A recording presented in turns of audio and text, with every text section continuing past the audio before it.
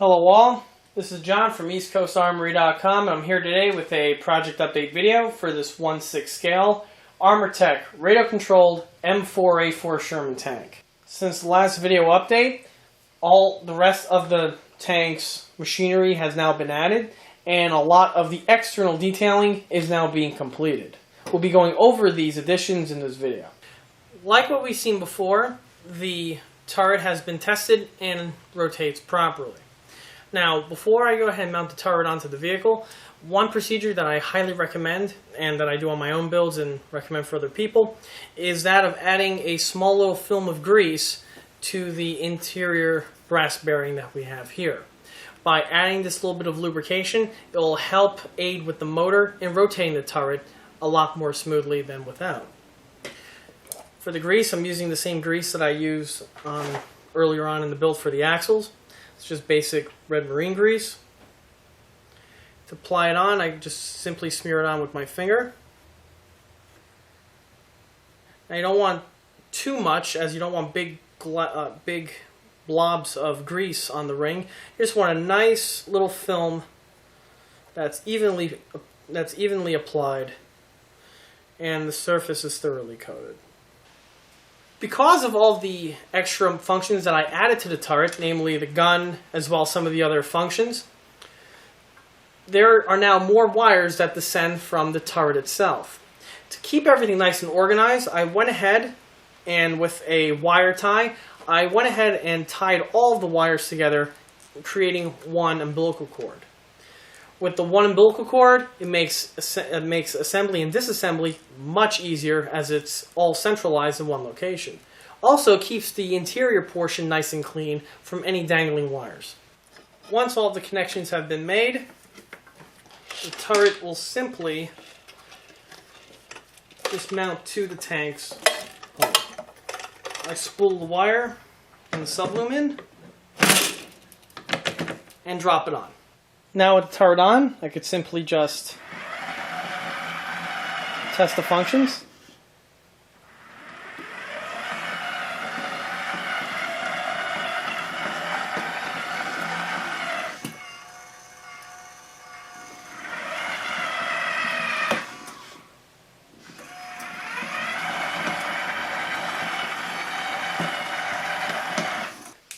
On this model, I wanted to do something special with this location here. Because this tank is being built for such an early rendition of the Sherman, it is missing the armored covered box which protects the periscope from damage. That box was developed later on, so in this tank everything is exposed. One feature that I wanted to build into this vehicle because of the exposed periscope is that of a functional prism. What I mean by that is that the periscope is actually in line with that of the main gun. On the real tank, the gunner's periscope is hooked up with the gun and elevates and depresses with the gun in unison.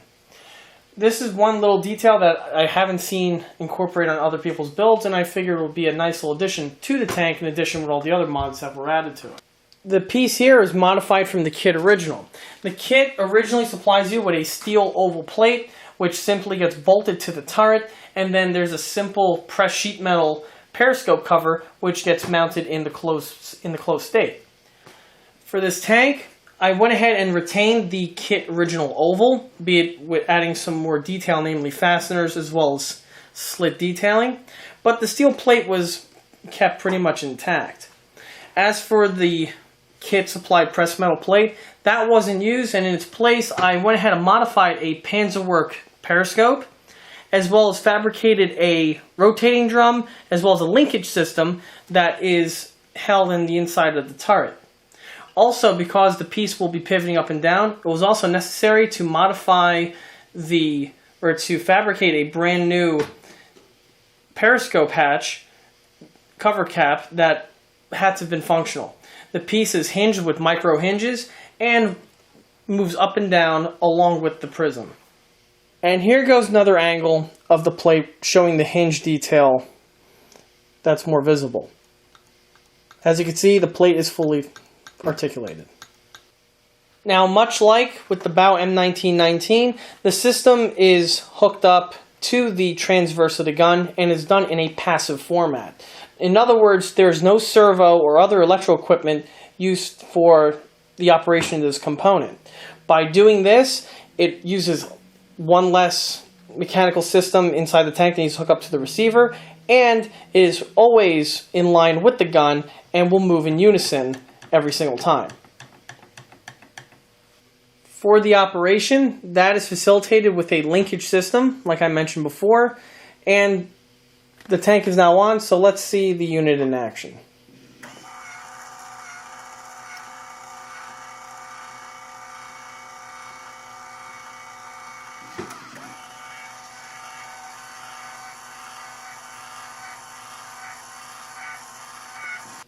After the model gets painted, the periscope portion of the lens will be painted with gloss black, making the illusion that the periscope actually has a real prism in it. Some other mods were also made to the turret. Namely, we'll start here with the front, the little notch that's cut out of the front lip of the 75mm turret. The small little notch is common on Shermans equipped with the 75mm turret. The purpose of this notch is to get access to the turret ring which the turret sits upon. The turret ring is bolted to the top deck of the vehicle via a series of slot screws. To get access to the slot screws, the turret would be rotated, and once the slot screw would be accessible via the notch, it would be removed. This process would repeat itself until all the bolts were either removed or were tightened in place. The notch itself was missing on the Armortek kit, however, it was a simple addition with an angle grinder. Another bit of detailing that was added was that of the blister, the rotor blister that we have here on the loader side of the turret. On the 75mm turret with the low bustle and without the loader's hatch, there would be a small little blister in this location here. The blister itself was absent on the Armortek kit, but was a simple addition. The blister itself was sculpted out of 2-part epoxy, and then to blend it into the turret's cast texturing, that was facilitated here with the putty. With the putty added, the blister blends in with the rest of the turret surfaces. This putty method was also used on the locations where the kit supplied lift hooks were mounted, as well as some of the other fittings that were added to the turret, which we'll be going over. Moving our way to the model's loader scope. The model's loader scope that you see here is another addition. The original turret casting does have the loader's periscope location pre-milled into the turret casting and is very nicely done. The kit originally also has a laser cut steel disc as well as a pressed steel periscope cover to facilitate that detailing. But rather than using the kit supply one, I opted and replaced it with one of my own resin castings that we have here.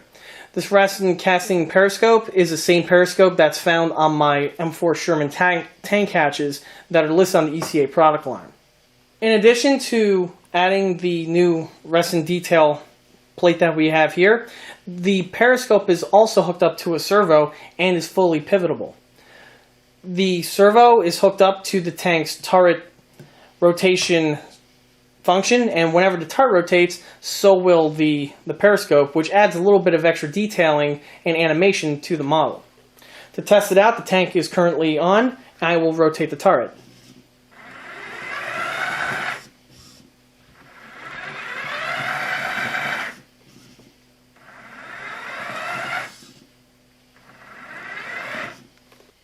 Moving our way to the shell ejection port. The stock original kit does supply you with a very basic functional ejection hatch, as well as a CNC'd bullet splash rim. However, instead of using the kit one, I switched out the kit parts with that of the ECA variant. The ECA variant has both the exterior as well as the interior detailing, which is found on this component. The bolt splash rim is also that of the ECA one, and in addition to have been bolted to the turret, the fastener locations have been thoroughly blended in with that of the bodywork, and the cast texturing has been added, mimicking again the cast texturing that's found on the rest of the turret casting, thus giving for a nice seamless appearance. And the model's sprockets have also been completed. As we recall from the last test drive, the sprockets performed perfectly, and because no extra adjustments need to be made to the sprockets, I went ahead and concealed the center mounting fastener with that of a thin brass plate. The brass plate was used because being so thin, it perfectly masked the center fastener, but also retains the little ridge which is present on the M4 Sherman sprockets. This little brass plate fitting was done to both sides of the vehicle. Like I mentioned earlier, in addition to completing the last of the turret functions, I've also been completing a lot of the hull's external detailing as well. Starting with the model's front, the front portion of the model is now fully detailed and is fully completed. These final detailings would include the addition of the casting numbers on all of the cast components, the welds, as well as the footrest. In addition to that was also the fabrication of the foul weather driving hood. And here goes another angle of the front detailing. We have here the cast numbers, footstep with welds, foul weather driving hood clips, but also more importantly, the addition of the bow hatches. Like I mentioned in a previous video, for the bow hatches, I replaced the kit ones with that of the resin ones from eastcoastarmory.com. The ECA resin hatches themselves did have to get a small little modification for this model. That being the removal of the counterweight spring, which is found on the ECA kit. On these early Shermans, one complaint that the crews had was that the hatch itself was fairly heavy and it required a lot of muscle to open and close the unit. The designers corrected this by adding a counterbalance spring, which would have been a small little tab would have been welded to the top portion of the hatch, and a other receptacle was welded to the bow of the tank. Now, this spring system is present on the ECA kit. However, because this vehicle is again being built for such an early period, this mechanism here wasn't developed yet, so it was removed off of the resin castings. This was done for both bow hatches. Also, if we can notice, the hatches themselves are missing their brush guards. The brush guards are another addition and detail that came a little bit later after this period.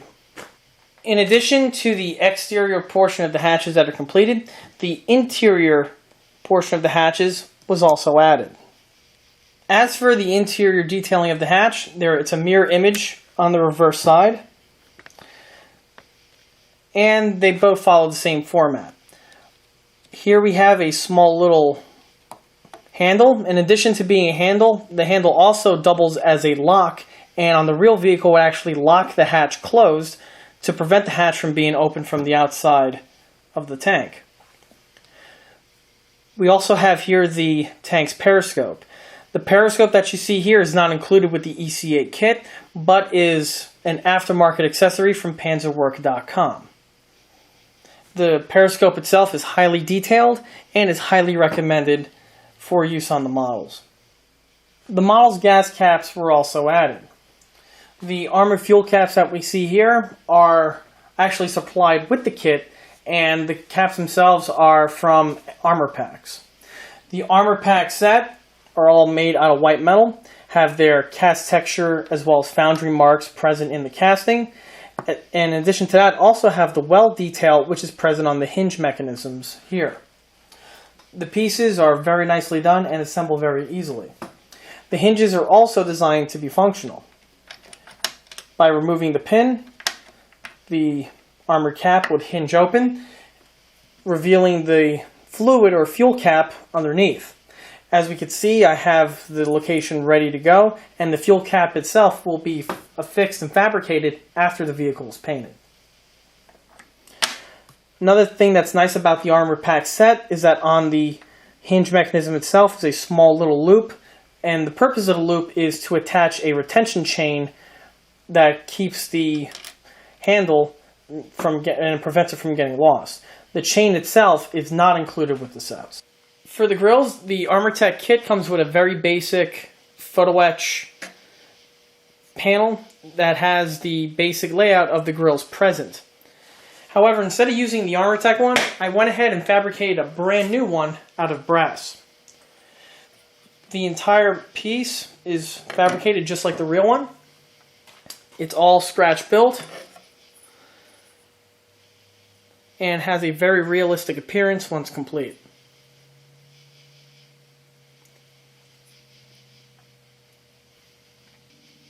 All of the grillwork detailing is present. This includes the slats, the frame itself, even the bullet splash rim, along with the mounting brackets, and finally the grab handles. To install the grillwork, that's done very similar to that of the real vehicle. The grillwork simply just drops in as a solid unit. Once installed, it's going to be mounted to the deck via 4 fasteners. These fasteners are going to be tapped to the top deck of the vehicle. By tapping the top deck, that eliminates the use of nuts that would be required on the inside. By removing the nuts, it simplifies construction and also makes the interior a little bit more cleaner. And here's the grill with its base coat of olive drab added. In addition to adding the base coat, weld detailing was added to the grill work where the bolt splash rim mounts to the grill. This weld detail is present on the real grill work. In addition to the grill work, as we could also see, the tank's fire extinguisher box has also been added. The fire extinguisher box itself is the resin unit from eastcoastarmory.com. Moving our way back from the grill, we have the tank's engine hatch. The engine hatch that you see here is a replacement piece and is not the kit original. The kit does supply you with a laser cut aluminum hatch. However, because of a modification that I made to the upper deck, the kit hatch was no longer compatible with the modification. Because of that, I had to acquire a new plate. For the plate itself, I acquired an aluminum plate of the exact same thickness from a local blacksmith. The plate itself was cut to shape and was mounted to the tank via the kit supplied hinges. The hinges themselves are the kit ones and are built pretty much out of the box. The only addition that was made to the hinges was the weld detail and the cast texturing that was added. The cast texturing both is for detail purposes and conceals the fastener which secures it to the vehicle. The rear hatch itself on the M4A4 is actually a very plain, simple piece. Unlike the M4A3, which featured the complex dual opening grills, M4A4 was just a simple steel plate. It had 2 handles on it, as well as 3 mounting fasteners. The fasteners that we see here are for cosmetic use only and don't keep the hatch securely to the deck. The handles are also for detail, but also function in opening the hatch like we have here. As you can see, the hatch simply opens up and I have access now to the engine compartment. On the real tank, it would be the Chrysler Multibank. However, on my model here, I have my speakers, smoke system, as well as a control panel. The control panel is now fully completed and is permanently mounted to the vehicle. Finally, the last bit of functions that were added was that of the taillights. In addition to wrapping up the turret functions, I went ahead and completed the 2 rear taillights. The taillights themselves are the hollow resin Sherman or US AFV taillight set, which is found on eastcoastarmory.com, as well as the taillight brush guards, which were also found on the ECA catalog. The taillights are patched into the same circuit as the headlights and are remotely controlled. As we can see, I hit the switch and the taillights have activated. Now, as one thing that's currently not mounted to the taillight is that of the clear taillight lenses. The lenses themselves are fabricated and will be mounted to the vehicle after the model is painted. And that concludes this project update video for this 1/6 scale Armortek M4A4 Sherman tank. If you like this video, stop by and like us on Facebook And don't forget to check out eastcoastarmory.com for more 1/6 scale tank builds, as well as other 1/6 scale detail components. Thank you.